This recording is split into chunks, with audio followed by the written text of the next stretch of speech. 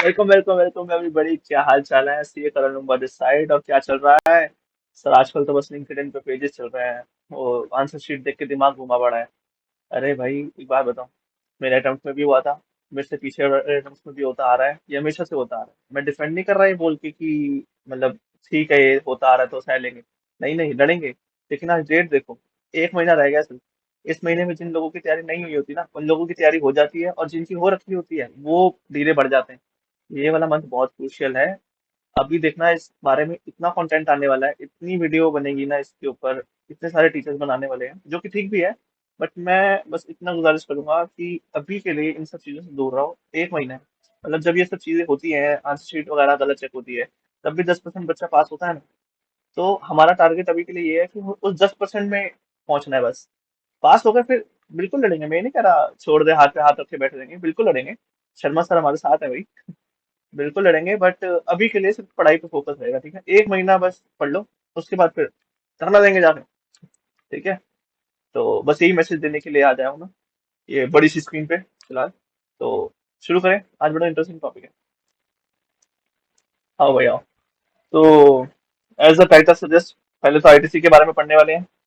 तो क्या है आईटीसी, क्या होता है? मतलब जीएसटी का कुछ तो फायदा करा दो यार, सीए बने हो। कुछ तो बताओ, जीएसटी से फायदा कैसे होगा, हमें कॉस्ट कैसे कम पड़ेगी।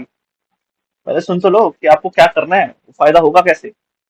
तो आज हम आईटीसी पढ़ने वाले हैं, मतलब हमें ये जानना है। आज हम सिर्फ इतना पढ़ेंगे कि हम आईटीसी ले कब सकते हैं, आईटीसी होता क्या है, इनपुट होता क्या है। ठीक है? तो वर्ल्ड फेमस ड्राइंग मेरी। टिंग टिंग टिंग टिंग। ये कौन है? सर, मैं इसको जरा उठा के इधर ले। मैं शॉप पे गया। ये शॉप है, मान लेना बस शॉप है। जैसे शॉप भी लिखा हुआ है देखो ऊपर। विजय सेल्स हो गई, क्रोमा हो गया, कोई भी शॉप हो गई, ठीक है? अब यहाँ से मैंने लिया एक लैपटॉप। कितने का लिया? 1 लाख रुपए का लैपटॉप लिया। अच्छा, जो लैपटॉप दे रहे हैं मतलब ये लोग कौन हुए? सप्लायर। और जो ले रहा है वो कौन हुआ? रेसिपिएंट। ठीक है जी। अब इन लोगों ने लगा दिया जीएसटी। वैसे तो लैपटॉप पे 18% है, हम अपने एग्जांपल के लिए लेके चल रहे हैं कि 10% है, ठीक है? तो 10,000 रुपये का जीएसटी लग गया। 1,10,000 की मेरे को पड़ गई कॉस्ट। ठीक है, पहली बात तो मुद्दे वाली बात ये है कि ये जीएसटी लगा कर सकते हैं, विजय से सब जीएसटी लगा सकता है। कब लगा सकता है? जब ये रजिस्टर्ड होगा। ठीक है, इसने मेरे को जीएसटी लगाया, 1,10,000 की मेरे को कॉस्ट पड़ी। और मैं कौन हूँ? मैं घर बैठा हूँ, नॉट रजिस्टर्ड आदमी। मैंने तो अपने लिए लैपटॉप लिया था बस। ठीक है? तो मेरे लिए कॉस्ट क्या हुई? मेरे लिए कॉस्ट हुई 1,20,000। तो ये जो जीएसटी है ना 10,000 का, मेरे लिए कुछ नहीं है, मेरे को कोई फर्क नहीं पड़ता जीएसटी लगाया नहीं लगाया। मेरे लिए कॉस्ट 1,10,000। बात खत्म हो गई। लेकिन अगर मैं रजिस्टर्ड हूँ, तो रजिस्टर्ड हूँ तो ये मेरी कॉस्ट बच जाएगी। कैसे? उसी के लिए तो मिले आज। सपोजिंगली मैं रजिस्टर्ड हूँ, तो मतलब मैं कोई सामान आगे बेचता हूँ। अब आगे बेचता हूँ, हम मान लेते हैं कि मैं लैपटॉप भी बेचता हूँ आगे, ठीक है? मैंने आगे लैपटॉप निकाल दिया 1,50,000 रुपए का। 1 लाख का खरीदा था, 1,50,000 का निकाल दिया, तो मैं भी जीएसटी लगाऊंगा क्योंकि रजिस्टर्ड हूँ। तो 10%, 15,000। टोटल कॉस्ट पड़ी 165। ठीक है जी। अब ये जो पैसा है, ये मैंने अपने कस्टमर से लिया होगा, गवर्नमेंट को पे करना है, ठीक है? तो इसको कहते हैं आउटपुट टैक्स, जो हमने गवर्नमेंट को पे करना है। हाँ, आउटपुट टैक्स लायबिलिटी कितनी हो गई? 15,000 देने मैंने गवर्नमेंट को। इसमें से जो मैंने सामान खरीदा उस पर तो मैं टैक्स दे ही चुका हूँ 10,000 का। तो जो मैं दे चुका हूँ, जिस पे मेरे मैं अपनी परचेज पे दे चुका हूँ, उसको कहते हैं इनपुट टैक्स। उसे कहते हैं इनपुट टैक्स। कितना दे चुका हूँ मैं? 10,000 दे चुका हूँ। तो मुझे और कितना देना गवर्नमेंट को? 5,000। ये मिल गया आपको 10,000 का बेनिफिट। आपको 15,000 देना था, 10,000 आप पहले दे चुके हो ना, तो आप इसको यूज कर लो। अब आपको दोबारा नहीं 15,000 पूरे देने, आपको सिर्फ 5,000 देने हैं। अच्छा, मुझे एक बात बताओ, इसको दूसरे तरीके से समझें। तो हम टैक्स किस पे देते हैं? टैक्स इस पे देते हैं, मतलब जो हमने कमाया होगा। हमने क्या कमाया होगा? हमने प्रॉफिट कमाया होगा ना। 1 लाख का खरीदा, 1,50,000 का बेचा। तो हमने कितना प्रॉफिट कमाया? हमने खरीदा, बेचा 1,50,000 का, खरीदा था 1 लाख का। हमने प्रॉफिट कमाया 50,000 का, ठीक है? जीएसटी का रेट क्या है? 10% है। 50,000 का 10% कितना हुआ? 5,000 रुपये। यही तो है, यही तो है। सेम ही बात है। अगर तुम प्रॉफिट पे सीधा दे दो या इनपुट टैक्स दे दो, लेकिन जो है वो हम इस तरीके से जाते हैं कि आउटपुट टैक्स और इनपुट टैक्स कैलकुलेट होता है। ठीक है भाई? समझ आई? दिमाग में गई बात? गई दिमाग बाद में? ये दिमाग बाद में, देख रहे हो। चलो मैं थोड़ा समझा देता हूँ ये काम कैसे करता है। ये है विजय सेल्स। इसने बिल बनाया होगा किसके नाम पे, मेरे नाम पे बिल बनाया होगा। ठीक है जी। ये बिल किस में शो करेगा, ये अपनी रिटर्न नंबर 1 में शो करेगा, दैट इज जीएसटीआर 1 में शो करेगा। ठीक है। ये उड़ती उड़ती उड़ती उड़ती आ गई मेरे पास, क्योंकि मैं कौन हूँ, रजिस्टर्ड आदमी। अगर मैं रजिस्टर्ड नहीं होता तब नहीं आती क्या, तब भी आती, बट वो फायदा नहीं होता हमारा, क्योंकि हमारा जीएसटी से लेना देना नहीं, मैं रजिस्टर्ड नहीं। ठीक है। अब मैं रजिस्टर्ड हूँ, तो जब इसने अपनी रिटर्न में दिखाया कि हमने करंट को सेल करी है, तो ये मेरी बुक्स में आ गई एज अ परचेज। ठीक है। ये परचेज कहाँ दिखती है मेरी बुक में, जीएसटीआर 2 है में। अब तो 2B भी हो गया, 2B देखते हैं हम लोग। तो जीएसटीआर 2 है 2B में। ठीक है, ये आने लग गया। अब मैं अपने पार्ट पे कुछ करूंगा, क्योंकि मैंने अपना टैक्स भी भरना है, तो मैं अपना टैक्स कहाँ पे करूंगा, रिटर्न नंबर 3 में। थ्योरेटिकल 3 होती थी, 3B यूज होती है प्रैक्टिकल लाइफ में। ठीक है। मैं अपनी जीएसटीआर 3B भरूंगा। ठीक है जी। अब मैं अपनी जीएसटीआर 3B में आउटपुट टैक्स पे कर रहा हूँ, जो मैंने कमाया उस पर टैक्स, जो मैंने सामान बेचा है उस पर टैक्स। ठीक है। ये मैंने परचेज जो टैक्स पे कर चुका, इसको क्या कहते हैं, इनपुट टैक्स। जो मैंने सामान खरीदा है उस पर टैक्स जो खरीदा है, मतलब परचेज पे टैक्स को क्या कहेंगे, इनपुट टैक्स। जो मैंने पीछे से आ रहा है और जो हमारा आगे जा रहा है वो आउटपुट टैक्स। ठीक है। तो ये जो मैंने बेचा उसको माइनस करा, और जो फाइनल है ये हमने गवर्नमेंट को पे करना है। ऐसे रिटर्न काम करती है। ठीक है। तो 1 कौन भरेगा, विजय सेल्स। 3B कौन भरेगा, मैं। और ये 2A हमें भरनी नहीं होती, ये सेल्फ जनरेटेड आती है। जैसे ही इसने अपना बिल दिखाया, ये 2A में जनरेट हो गई और हमें 3B पे उसमें इनपुट मिल जाएगा। क्लियर है, क्लियर है। रिटर्न का कॉन्सेप्ट समझ आ गया, आ गया। अब हमें इनपुट मिल जाएगा ऐसे, ये बात समझ आ गई। लेकिन इस इनपुट मिलने के लिए ना 12 कंडीशन है, 12 कंडीशन। अरे अरे अरे, सारी लर्न करनी है। मैं हूं ना, होगी ना, क्यों नहीं होगी ना। और लर्न क्या करनी है, समझनी है, सिर्फ अपने आप हो जाएगा, उसमें रट्टे नहीं मारने। अच्छा, 2 कंडीशन आपको हो भी रही है, पता चला क्या मतलब। पहला तो सप्लायर को रिटर्न भरनी है, ये कंडीशन है। हमें पता लग गया सप्लायर को रिटर्न भरनी है। ठीक है। दूसरा, रेसिपिएंट को रजिस्टर्ड होना बहुत जरूरी है। अरे वाह, बड़ी नई बात बताई है, बिना रजिस्टर्ड के कैसे होने वाला था। कोई बात नहीं, रेसिपिएंट को रजिस्टर्ड होना जरूरी है और उसको रिटर्न भरनी जरूरी है। हमने 3 भी भरी, विजय सेल्स ने 1 भरी। ठीक है, समझ आ गई। अब जो है, विजय सेल्स वाला ना मेरा दोस्त है, अंदर की बात है, बताना नहीं किसी और। मेरे को कोई डिस्काउंट के लिए नहीं बोलेगा भाई। विजय सेल्स मेरे दोस्त है। मैंने ना उसको पैसे नहीं दिए, मैंने उससे अप्रैल में खरीदा था। मैं उसको लटकाई जा रहा हूँ, लटकाई जा रहा हूँ, उसने कुछ नहीं कहा। 4 महीने बीत गए। फिर मैं उसको 4 महीने बाद कॉल आता है, भाई अब तो दे दे। मैंने कहा दोस्त है तू, रुक जा यार, मैंने उसको 30 दिन बाद दूंगा, 1 महीने बाद दूंगा। अरे ठीक है भाई, 1 महीने बाद फिर कॉल आया, मैंने कहा नहीं नहीं, 1 महीने बाद दूंगा। अच्छा ठीक है भाई। ऐसे करते करते 6 महीने बीत गए। अब उसका कॉल आया, भाई अब तो दे दे। मैं कह रहा हूँ दे दूंगा यार, दे दूंगा। जो विजय से थोड़ा मेरा दोस्त है ना, वो तो कह रहा है कोई बात नहीं, तू दोस्त है, अच्छा दे दियो बाद में। यहाँ पे गवर्नमेंट आई, बोला हैप्पी बर्थडे।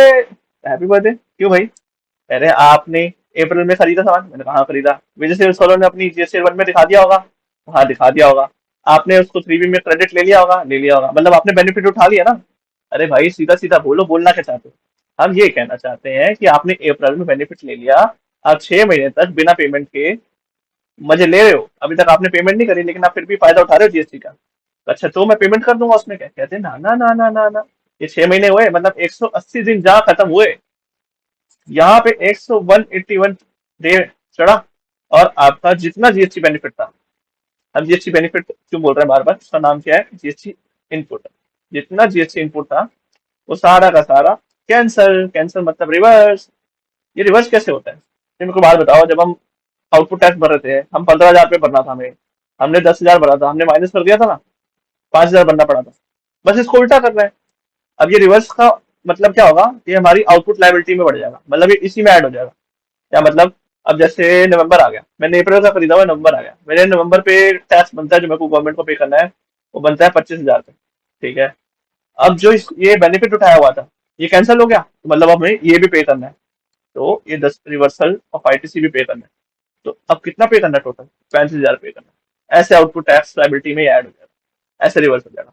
कब तक, 180 दिन तक माफ है। जैसे ही 181 चढ़ा, आपका जीएसटी कैंसिल। ठीक है। तो मतलब ये, इसका मतलब अगर मैं विजय सेल्स वाले को बाद में पेमेंट करता हूँ, थोड़े दिन के बाद ही कर देता हूँ, तो मतलब मेरा जीएसटी का बेनिफिट गया, खत्म हो गया, मतलब मैं कोई फायदा नहीं उठा सकता। गवर्नमेंट इतनी क्रूर नहीं है यार, उन्होंने कहा नहीं नहीं यार, तुम चलो, तुमने 200वें दिन पे पेमेंट करी ना, ले लेना। तुमने 300वें दिन पे पेमेंट करी, ले लेना। जब तुम पेमेंट करोगे ना, जब तुम्हारा मन करे पेमेंट करने का, ले लेना। मैं मौज में, मैं क्यों करूंगा पेमेंट। आराम से आती रहेगी, जब करूंगा तब ले लूंगा, मेरा कौन सा जीएसटी जा रहा है। उल्टा 1 लाख रुपए ऊपर से देने पड़ेंगे क्यों भाई। तो मैंने कहा आराम से पेमेंट करेंगे 3 साल बाद। ये कहती ना ना ना, इतने अच्छे भी नहीं है हम आपको लास्ट डेट दे रहे हैं, last date of booking ITC. ऐसे तो आप 4-5 साल तक पेमेंट नहीं करोगे, और मेरा आइडिया तो यही था। नहीं नहीं नहीं भाई, लास्ट डेट है, लास्ट डेट क्या है, 20 अक्टूबर ऑफ नेक्स्ट ईयर। शाबाश। क्या मतलब अभी 2022 से ही चल रहा है, तो इसका मतलब जो इस साल में मैं परचेज करूंगा, कुछ भी परचेज करूंगा, तो मेरे पास लास्ट डेट क्या हुई, 20 अक्टूबर 2023, अगले साल की 20 अक्टूबर। समझ आया। अगले साल की 20 अक्टूबर जैसे ही पार हुई, मैं उसके बाद उसका आईटीसी नहीं ले सकता। अब तुम उसके बाद तुम पेमेंट करो ना करो, वो तुम सप्लायर से झगड़ा करो, जो मर्जी करो, अब आईटीसी तो नहीं मिलेगा। पेमेंट कर दी तब भी नहीं मिलेगा, नहीं करी तो फिर तो मिलना ही नहीं। क्लियर है। क्लियर है, आगे बढ़ते हैं। अब जब मैं विजय सेल्स के पास गया था ना लैपटॉप लेने, तो मैंने तो उनसे एक चीज छुपाई थी। मैंने उससे एक लैपटॉप ली, मैंने उससे 10 लैपटॉप लिए थे। टन टन टन टन। क्यों, क्योंकि मैं लैपटॉप बेचता हूँ। अब एक एक जाकर तो लेके नहीं आऊंगा, 10 लैपटॉप लेके आया मैं सीधा। ठीक है, 10 लैपटॉप ले आया मैं उससे। अब मैंने कहा तू एक काम कर, मेरे को अप्रैल में 5 लैपटॉप दे दे, मई में मेरे को दे दे 3 लैपटॉप, और मेरे को जून में दे दे 2 लैपटॉप। तो मतलब मैंने उससे क्या सामान में लिया, मैंने उसको बोला इंस्टॉलमेंट में दे दे यार मेरा। मैं 10 लैपटॉप की बुकिंग तो कराया, लेकिन 5 अप्रैल में मंगवाए, 3 मई में मंगवाए, और 2 जून में मंगवाए। ठीक है जी। तो हम आईटीसी कब बुक करें, हम अप्रैल में बुक करें, मई में बुक करें, जून में बुक करें। एक काम करते हैं, प्रोपोर्शनेट कर लेते हैं। जितने का आया उतने का ले लेते हैं, इसका आया इतने का ले लेते हैं, इसका इतने ले लेते हैं। नहीं नहीं नहीं नहीं। तो मैंने कहा जब इंस्टॉलमेंट में, एक तो तुम्हें इंस्टॉलमेंट की सहूलियत मिल रही है ना, वही बड़ी बात है। तो जब भी इंस्टॉलमेंट में घुस जाएगा ना, तो लास्ट लॉट पे कंसिडर होगा कि आप आईटीसी बुक कर सकते हैं। ये लास्ट लॉट, जब लास्ट लॉट क्या था मान लिए, 2 लैपटॉप, जब ये 2 लैपटॉप आएंगे ना, हम मानेंगे कि आपका आईटीसी यहाँ बुक होगा। तो मतलब आप जून में जाके बुक करोगे। शाबाश। तो ये याद रखना, इंस्टॉलमेंट के केस में लास्ट लॉट पे बुक होगा। ठीक है। अब इसी रिगार्डिंग एक मिलता जुलता कॉन्सेप्ट है। सपोजिंगली अमेजोन है, अमेजोन अमेजोन ने सेल करी मुझे, मैंने मतलब कुछ मंगवाया उससे। अब मैंने मेरे दोस्त को भेज दिया। ठीक है। मैंने कहा उसका बर्थडे था, मैंने उसको भेज दिया। अब जब मैंने गिफ्ट मंगवाया, तो मैंने कहा कि बर्थडे प्रेजेंट है, आप ना बिल मुझे दे दो सिर्फ, आप डिलीवर इसके घर करा दो, आप डिलीवर इसके घर करा दो। मतलब शिपिंग एड्रेस होता ना, तो बिल मुझे दे दो, शिप इसके घर करा दो, पैसे मैं भरूंगा, गिफ्ट उसका होगा। तो इसे कहते हैं bill to ship to model, कि बिल किसी और को, शिप किसी और को। तो इस केस में मेरा कहने का मतलब ये है कि जब जिसको बिलिंग होगी ना करंट को, तो जैसे ही इसको डिलीवर हुआ, ये करंट एलिजिबल हो जाएगा। जैसे ही गुड्स रिसीव हुए सामी को, वैसे ही करंट एलिजिबल हो जाएगा। क्लियर है। क्लियर है। अब हमने अभी तक क्या कर लिया कि सप्लायर बनना चाहिए, रिसिपिएंट बनना चाहिए, आपके पसंद है। अब एक और चीज कि जो अमेजोन वालों ने मेरे को बिल करेंगे, उस बिल का नाम होता है इनवॉइस। Very important. अगर ये मेरे पास नहीं है ना, मेरे पास इनवॉइस नहीं है, तो मेरे पास कोई सबूत नहीं है, चाहे वो अपने रिटर्न भरे कुछ नहीं भरे। जब तक मेरे पास इनवॉइस नहीं है ना, मैं आईटीसी नहीं ले सकता। तो हमारे पास इनवॉइस होना बहुत जरूरी है। सपोजिंगली मैंने इंपोर्ट करा है, तो मेरे पास बिल ऑफ एंट्री होना बहुत जरूरी है। मैंने आरसीएम करा, आरसीएम समझाया था ना मैंने पिछले लेक्चर में। तो अगर मैंने आरसीएम पे बिल बनाया है, अब आरसीएम में बिल तो मिलता नहीं है, तो उस केस में सेल्फ जनरेटेड इनवॉइस काम आएगा। ये जो चीजें है ना, ये होनी बहुत जरूरी है, इनके बिना हमें आईटीसी नहीं मिलेगा। तो ये हो गया, इनवॉइस हो गया, बिल ऑफ एंट्री हो गया, रिवाइस इनवॉइस हो गया, कुछ इनवॉइस में चेंजेस हुए तो वो वाला इनवॉइस माना जाएगा। ठीक है। ठीक है जी। तो 5 कंडीशन हो गई है। 12 जाना, 12 लर्न कराऊंगा, टेंशन मत लो। अब मैंने फैक्ट्री सेट करी। मैं बहुत सारे बिजनेस करता हूँ, तुम्हें नहीं पता। मैंने मशीनरी लगाई उसमें। ठीक है। अब मैंने जब कितने की लगाई, हमारा एग्जांपल सेम रहेगा। 1 लाख की मशीनरी आई थी, 10,000 रुपये उस पर टैक्स लगा था, 1,10,000 की मेरे को पड़ी। ठीक है। तो मैंने बुक में एंट्री क्या मारी, मशीनरी अकाउंट डेबिट, कितने की, 1 लाख की, 1,10 की। बताओ बताओ, जवाब दो। 1 लाख की। क्योंकि भैया इनपुट का तो बेनिफिट मिलना है, मैं तो रजिस्टर्ड हूँ। मैं उसकी कॉस्ट, ये अगर मैं यहाँ डाल दूंगा तो कॉस्ट में ऐड हो जाएगा ना, यहाँ नहीं डालना। कॉस्ट में ऐड नहीं करना, वो अलग से दिखेंगे 10,000, क्योंकि ये तो आगे यूज होगा हमारे। ठीक है। टू बैंक, कितना, 1,10,000। ठीक है। ये तो बात हो गई जीएसटी की। अब आ जाओ इनकम टैक्स पे। मशीनरी की कॉस्ट क्या है, यहाँ देखो कितनी दी हुई है, कितनी दी हुई है, कितनी दी हुई है, 1 लाख। 1,10,000 क्यों नहीं? अरे जीएसटी है, वो जीएसटी कंपोनेंट है, जीएसटी कंपोनेंट तो जीएसटी से सेट ऑफ हो जाएगा ना। हमारे लिए मशीन कितने की पड़ी? 1 लाख की पड़ी। ठीक है, इस पे डेप्रिसिएशन लगाओ, डेप्रिसिएशन का रेट 20%, कितना पड़ गया? 20,000। अच्छा, वैल्यू क्या रह गई? 80,000। कुछ डाउट? डाउट आ रहा है ना? तो भाई तुम सुन नहीं रहे हो, उसमें कोई डाउट आने वाली बात नहीं है, अभी कुछ नहीं समझाया मैंने, इसमें सिर्फ डेप्रिसिएशन चार्ज करी है यार। ठीक है।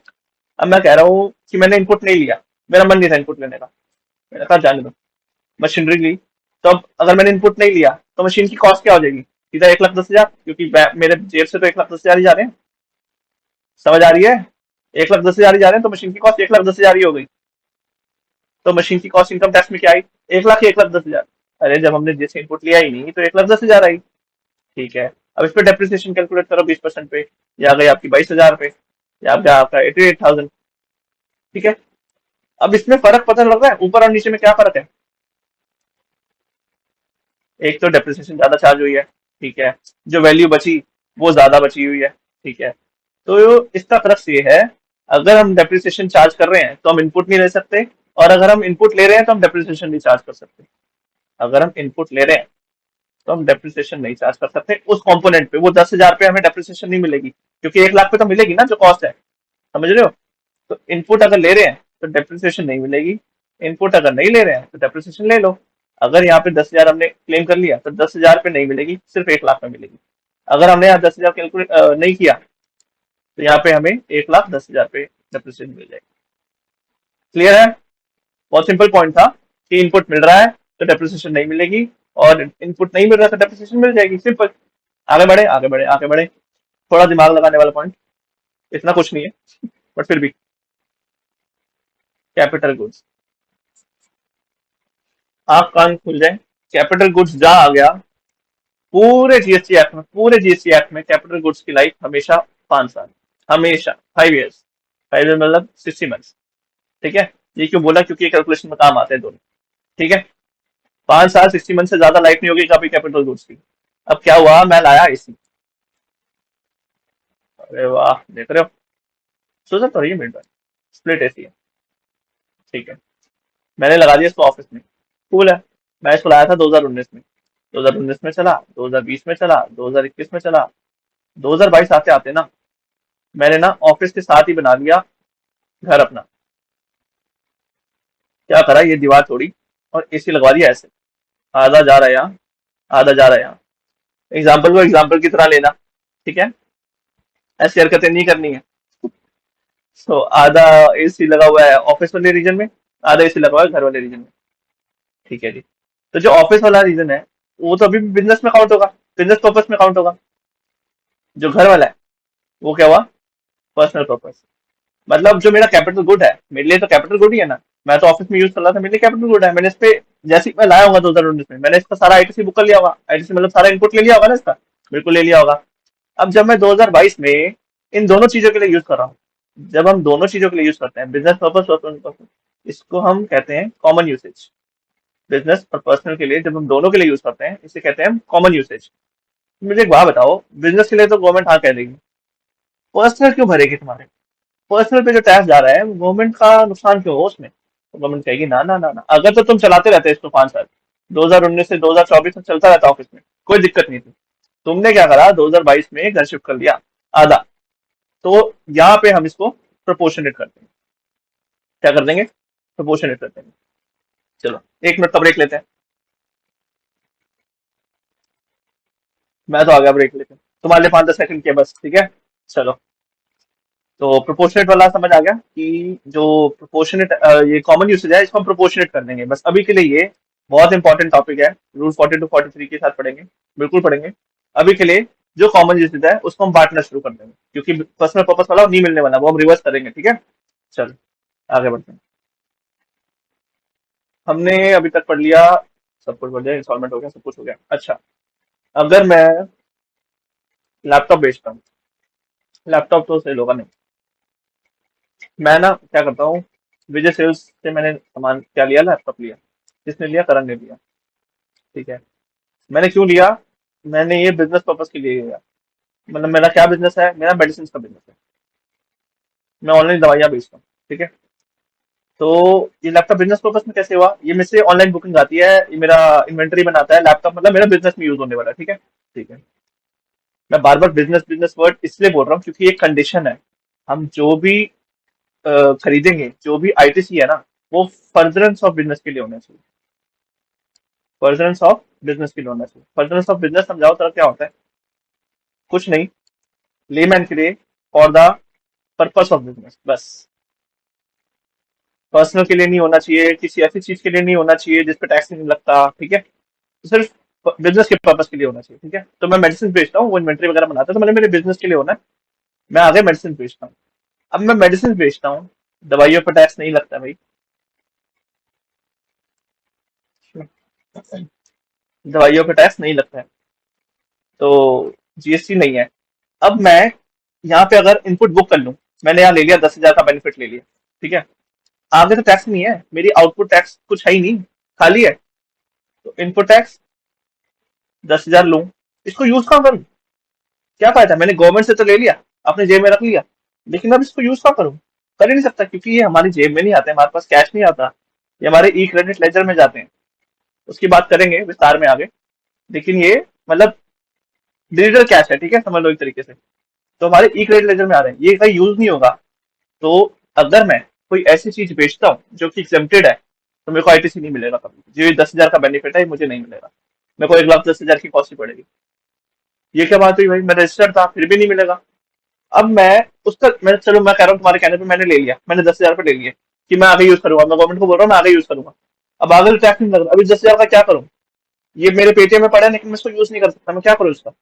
तो इसलिए 10,000 भी नहीं मिलेंगे हमें, सीधा गवर्नमेंट की जेब में ठिकाने में, ठीक है। तो हो गया, एक बार रिवाइज मान लें कि क्या क्या किया है, पढ़ेंगे भी उसके बाद। 12 कंडीशन है, पहले 6 तो बताओ, 12 तो दूर की बात। पहले तो सबसे आसान, सप्लायर को रिटर्न टाइमली भरनी है, ठीक है जी। रिसिपिएंट को रजिस्टर्ड होना है और रिटर्न भरनी है, कूल है। जो हमने खरीदा है वो for the purpose of business होना चाहिए, मतलब फर्दरेंस ऑफ बिजनेस होना चाहिए, ठीक है। हमने 180 दिन में पेमेंट कर देनी चाहिए, क्योंकि 180 दिन पे पलट जाएगा। अगर हमने आगे जाके पेमेंट करी तो हम उसको रीअवेल भी कर सकते हैं। तो रीअवेल जब करेंगे हम दोबारा आईटीसी ले लेंगे, लेकिन कब तक? अगली 20 अक्टूबर तक, 20 October of next financial year. ये सिर्फ ये नहीं है, सिर्फ ये वाली रेट नहीं है, इसके साथ है, इसको जरा हटाओ, इसके साथ है या, और लगा हुआ है बीच में, या date of annual return, whichever is earlier.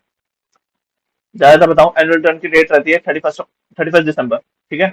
तो ऑफ कोर्स 20 अक्टूबर ही आएगी, लेकिन कुछ महान कंपनीज हैं या कुछ फर्म्स हैं जिन्होंने 20 अक्टूबर से पहले अपनी एनुअल रिटर्न भर दी, फिर तो एनुअल रिटर्न मानी जाएगी ना। तो 20 October of next financial year, या date of annual return whichever is earlier. Most of the cases में 20 अक्टूबर, कोई इतनी जल्दी नहीं बनता है, हम सबको पता है, ठीक है। लेकिन रट्टा नहीं मारना, प्रोविजन ये है, ठीक है जी। हो गया। अब उसके बाद कैपिटल गुड्स खरीदा है, तो उसका प्रोपोर्शनेट होगा अगर कॉमन यूसेज है, ठीक है। डेप्रिसिएशन मिलेगा या तो आईटीसी मिलेगा, बराबर। चलो चलो अभी 7 ही हुई है, 12 है। मतलब और वो इंस्टॉलमेंट वाला, ठीक है। इंस्टॉलमेंट में होगा तो last lot, bill to ship to है तो जैसे डिलीवर हो जाएगा वैसे ही मिल जाएगा। जीएसटी लेने के लिए सबसे इंपॉर्टेंट चीज, हमारे पास इनवॉइस होना चाहिए।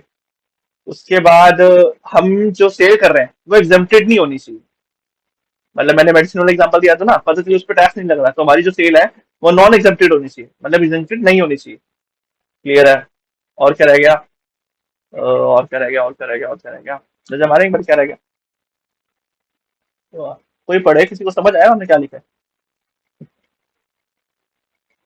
अरे भाई क्या रह गया? चलो फिर हम बुक से पढ़ना शुरू करते हैं, वहीं पता लग जाएगा क्या है, ठीक है। आओ, जीएसटी का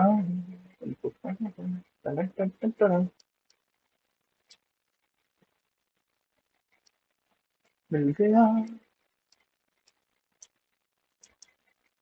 आओ जी आओ।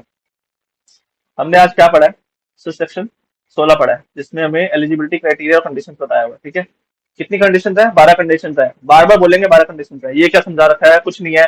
हम अगर नॉन रजिस्टर्ड होते, मतलब उससे कहते हैं B to C, business to customer, ठीक है। अगर हम नॉन रजिस्टेंट होते तो कोई आईटीसी नहीं मिलना था, मेरे लिए तो कोई फायदा नहीं था। लेकिन हम रजिस्टर्ड है, जिसको बिजनेस टू बिजनेस कहते हैं, मेरा भी बिजनेस है, बिजनेस है, उसका भी बिजनेस है, ठीक है। बिजनेस टू बिजनेस ट्रांजेक्शन में हम आईटीसी बुक करेंगे। कब करेंगे? अगर हमारी कंडीशन सेक्शन 16 की फुलफिल हो जाती है। कितनी कंडीशन फुलफिल करनी होती है? अरे 12 की 12 करनी है, ऑप्शन नहीं है इसमें, सारी करनी है। कितनी कंडीशन फुलफिल हो जाती है? सुन रहे हो? आ जाओ भैया, आ जाओ, रीडिंग कर रहे हैं। उसके बाद सेलर बायर को बेचेगा तो उसको इनपुट कैसे मिलने वाला है, मैंने बता दिया, टू ए। और अब तो हम टू बी भी देखते हैं। चलो भाई, सबसे इंपॉर्टेंट चीज हमारे पास क्या होना चाहिए? इनवॉइस होना चाहिए। आरसीएम के केस में self invoice, debit note, ILC, bill of entry, मतलब किसी भी तरीके का हमारे पास एक डॉक्यूमेंट होना चाहिए जिससे प्रूव हो जाए हमने सामान खरीदा है और हम इनपुट के लायबल है, इनपुट के एलिजिबल है।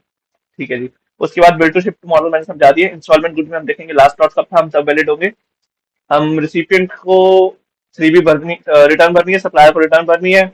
ये सारे पॉइंट मैं इसलिए जल्दी जल्दी बोल रहा हूँ क्योंकि हम कर चुके हैं। उसके बाद बिल पेमेंट कब तक हो जानी चाहिए? बोलो बोलो बोलो, 180 दिन तक हो जानी चाहिए।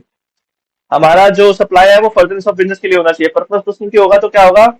उसका कॉमन यूसेज हो जाएगा। अगर हम दोनों के लिए यूज कर रहे हैं, अगर हम सिर्फ पर्सनल के कर रहे हैं तो भैया हिम्मत नहीं होनी चाहिए जीएसटी रिटर्न। जैसे हमने गाड़ी खरीदी, अब गाड़ी कितनी बिजनेस में यूज हो रही है, कितनी पर्सनल के लिए, तो ये नहीं पता लग सकता ना। इसलिए गवर्नमेंट ने उसको नेगेटिव लिस्ट में डाल दिया। नेगेटिव लिस्ट का पॉइंट रह गया था, यस। नेगेटिव लिस्ट दे रखी है 17(5) में। नेगेटिव लिस्ट मतलब नेगेटिव लिस्ट किस चीज की? आईटीसी की। मतलब इनमें ऐसी ऐसी इवेंट्स या ट्रांजेक्शन बताई है जिसपे आईटीसी आपको कभी नहीं मिलेगा, चांस ही नहीं है। कुछ एक्सेप्शन है, वो वही पढ़ेंगे, लेकिन इसमें नहीं मिलेगा। इसको ब्लॉक क्रेडिट की लिस्ट बोलते हैं, ठीक है। ब्लॉक क्रेडिट 17(5) में दिए थे वो, ठीक है। आगे बढ़ते हैं फिलहाल के लिए। जो हम सर्विस कर रहे हैं वो नॉन एग्जेम्प्टेड होनी चाहिए। मतलब मैं मेडिसिन का बिजनेस नहीं कर सकता तो मेरे को कोई इनपुट नहीं मिलेगा, मैं खाना बेच रहा हूं तो नहीं मिलेगा, ठीक है। वो हम पढ़ेंगे आराम से। उसके बाद 20 अक्टूबर है लास्ट डेट अगले साल की, या annual return whichever is earlier. ज्यादातर क्या आएगी, मैंने बताया था 20 अक्टूबर, ठीक है। डेप्रिसिएशन मिलेगा या तो आईटीसी मिलेगा। कैपिटल गुड्स है, अगर हमने उसको दोनों के लिए यूज करा तो उसको प्रोपोर्शनेट करना है। सब कुछ पढ़ा दिया, फ्रॉड वाला पॉइंट रह गया। और नेगेटिव लिस्ट वाली मैंने बात कर दी, सिर्फ फ्रॉड वाला पॉइंट रह गया। हमारा खत्म हो गया, ध्यान दो। आखिरी आखिरी आखिरी आखिरी, आजा आजा भाई आजा, आखिरी पॉइंट। चलो, अब क्या हुआ, मेरे ना गवर्नमेंट ने पीछे बैठे बैठे ना मेरे अकाउंट्स वगैरह खोल लिए। उन्होंने कहा आपको टैक्स भरना था 1 लाख रुपए, तो ठीक है, आपने भरा है 96,000, तो अच्छा रह गया होगा भाई। तो 4,000 आपने कम दिया, तो ठीक है भर दूंगे। उन्होंने कहा हाँ ठीक है चलो कोई बात नहीं। मैंने कहा जो ये सेल दिखा 4,000 की एक्स्ट्रा है ना, बात बताऊं, ये मेरी परचेज की है वो भी लग गई थी, ठीक है। तो वो 2,000 माइनस करो, मेरे को आप लोगों को सिर्फ 2,000 रुपये देने हैं। अच्छा, ओ, ओके ओके, हमें नहीं पता लगा होगा। कहते हैं एक तो वहां पे फ्रॉड का चार्ज नहीं लगा रहे फिलहाल, अभी तो आप पे पेनल्टीज लगेंगे, वो अलग।